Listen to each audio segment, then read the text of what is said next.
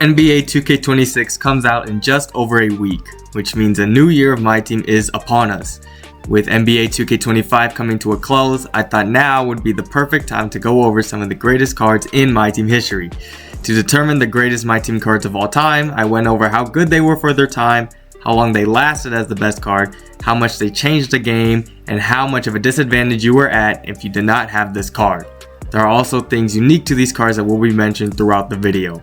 If you are new to the channel, please like and subscribe. And if I missed anyone, let me know in the comments below. But yeah, let's get into it.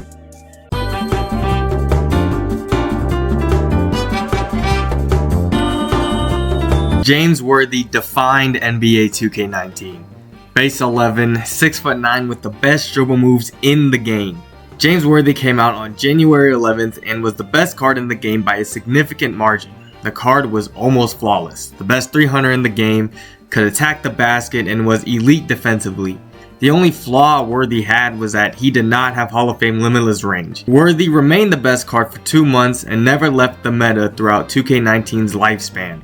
Now you might be wondering, why is James Worthy all the way down at number 10? Well, one, he was an Opal token reward, which means he was very hard to get unless you locked in a bunch of sets and grinded a bunch of domination. You did not see him that much. And also, it required a little bit of skill to use this card, because if you were bad and you couldn't get open, you could not use this card. However, if you were really good at dribbling, really good at getting open, then he was by far the best card in the game.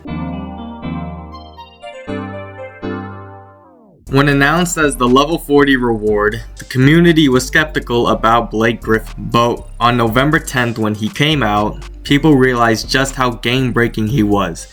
At the center position, Blake Griffin had an 86 ball handle, 80 speed with ball, and gold quick first step. And with the speed glitch in the game, no center at the time was fast enough to guard Blake Griffin. The meta turned into running Blake as your point center, 5 out, and get a Showtime dunk on every play. For those who don't know, in NBA 2K21, flashy dunks activated the Showtime badge, which let everyone on the court get closer to takeover. And after around 5 dunks, your entire team would have takeover. One could argue that Blake Griffin was the best card in the game for almost 2 months because there were not many centers throughout that time capable of stopping him. This forced 2K to start releasing demigods at center, such as Anthony Davis and Hakeem Olajuwon, in order to overtake Blake Griffin and balance out the meta between positions. The reason why he is not higher on the list is because he was not significantly the best card in the game. There were still cards like Zion, and there were still cards like Cam Reddish and Steph Curry, who were not that far off in terms of being the best card in the game. But I still have to put Blake Griffin in the top 10 because how much he changed the game in NBA 2K21. Released on May 5th, 2023, Manute Bol was the most pay-to-win card we have seen up to that point. Manute's price was well over 15 million MT, but you could not avoid him if you were in high bracket SBMM. 2K23 was the year of height, and Manute Bol took that to the extreme. 7'7", can play power forward, 83 speed felt like 99 because he covered so much ground. The Masher badge activated against almost anyone he matched up against, and he grabbed every rebound. Additionally, Manute Bol was a lock-in, but this lock-in was like no other. If you obtained Manute Bol, that means you had access to Nikola Jokic, the best point guard in the game, Tim Thomas, the best shooting guard in the game, Bol, the best small forward in the game, and Yao Ming, the best center in the game. This team was arguably the best team in the game until endgame KD, who came out a month later. The reason why he is relatively low on this list, however, is because he is probably the least dominant card on this list, which sounds crazy to say, but Pink Diamond Taco could compete with him. And also, we got many giants such as Ralph Sampson throughout the following season, allowing budget players to compete with him. Many people with Manute Bol did not run their offense through him because of his slow release, especially in comp settings. If you watch comp film, you would know that people ran their offense through Tim Thomas or Tracy McGrady. However, Manute Bol was widely regarded as the best card in the game because if you did not have anyone to match up with him, it was a guaranteed 2 points every time, and he remained the best card in the game for about a month and a half when someone else who is on this list took his throne. This is damn near 10 years ago, so forgive me if some details are inaccurate, but I had to include this card somewhere. Steph Curry was the meta in NBA 2K16, and unlike all the cards mentioned before him, there was nobody like him. Steph Curry was one of 599 overall cards in NBA 2K16, and 2K just didn't let him miss. You could shoot anything with Curry and it would go in, and this is when Hall of Fame Limitless Range lets you shoot from anywhere. His height was not a problem because this was when cards were still realistic, and he had some of the best stats in the game. Not to mention the scoop layups Curry had that could not be blocked or even contested. Even though Curry dropped in late May, he remained the best player in the game for the rest of the game's lifespan, which was around 2 months. The only thing keeping him lower is that, well, he still wasn't a flawless card and his defense was very lackluster. However, his offense was so good that I had to put him somewhere on this list. GOAT Kareem was something we have never seen before. 7'2", 99 everything, and with the Giannis behind the back. Released on June 12th, Kareem was both the best offensive and defensive player in the game by a wide margin. Players were running up and down the court spamming the Giannis behind the back, which allowed Kareem to basically phase through his defender. Kareem had a fast jumper, which a lot of people at that time did not have, especially at his height, which allowed him to 3-hunt when necessary.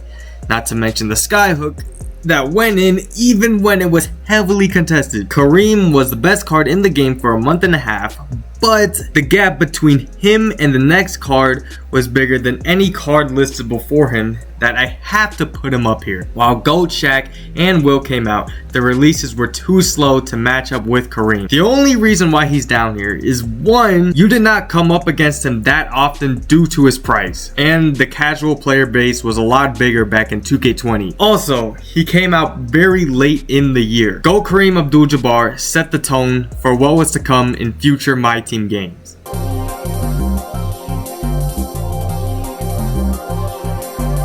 Invincible Wembanyama was GOAT Kareem from NBA 2K20, but a lot better. 7'5" at the small forward position, the best dribble moves in the game, and with the park jumper. Unlike Kareem, Wembanyama was seen in almost every unlimited lineup as you were able to get him at the guaranteed price of $50. There was no card in the game that could guard Wemby, and unlike most tall players, Wembanyama moved fast with the ball. Everybody ran him as their primary scoring option. Invincible Wembanyama was undoubtedly the best card in the game for a month, until Endgame Victor Wembanyama was released, but many people preferred the Invincible because his release was smoother and easier to time. From top to bottom, this Victor Wembanyama card is by far the most talented player on the list.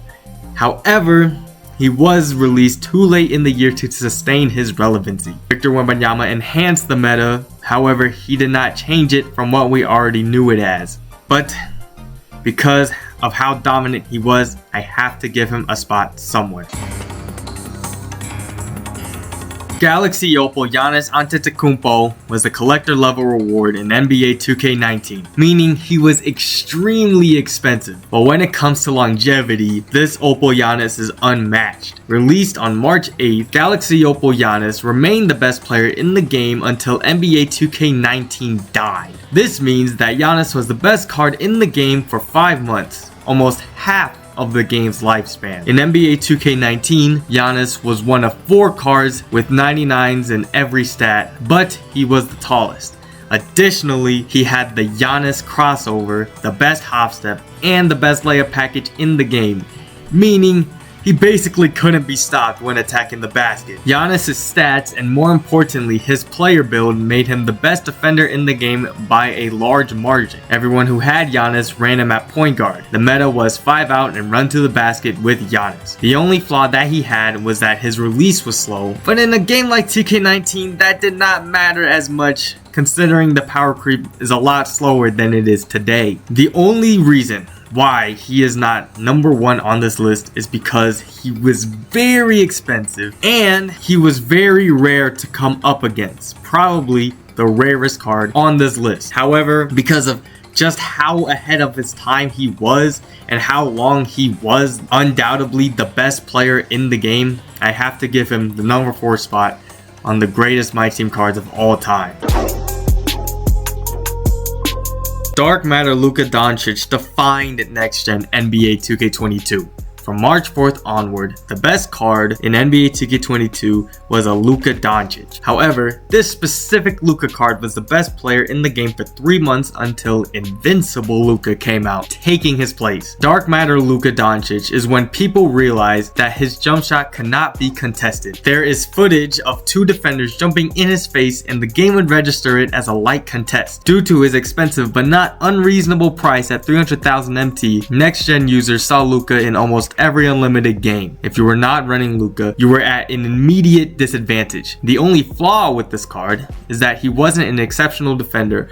However, his offense heavily outweighed any problems he should have had. The only reason I have Luka down at number 3 is because of a unique set of circumstances only applicable to this card. NBA 2K22 was the last game that the community was split between old and new gen, and Luka Doncic was horrible on old gen. His release was so slow that he was deemed almost unusable, and because of the fact that Luka Doncic was a bad card for at least 40% of the community, he is not number 1 on this list. If this was any year after NBA 2K22, then Luka would likely be at the top.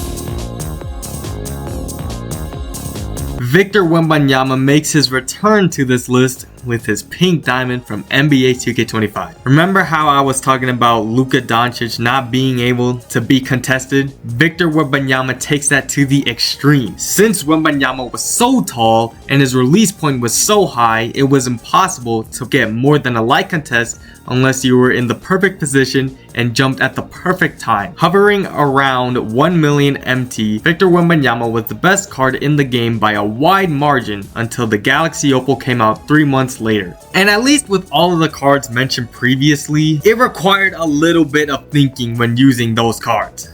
But not this one. I faced so many people who just ran down the court and shot a 3 in my face with Wembanyama, and there was nothing I can do about it. Not having Wembanyama on the court put you in a significant disadvantage, and with skill-based matchmaking, you ran into him almost every game in Tier 1 Showdown. Stats-wise, Victor Wembanyama might have been lackluster in perimeter defense, but no cards have good dribble moves at the time anyway, so it didn't really matter. The only thing keeping this card at the top spot is that Wembanyama's fall from grace was steep. After All-Star break, 100 overalls started to release every week, and eventually got to a point, because every card had 99 speed, Victor Wembanyama's 77 speed was simply too slow to compete at the highest level, and then he eventually became a liability on defense. However, this card was so dominant and so broken and so pay to win that I believe he is comfortably at the number 2 spot.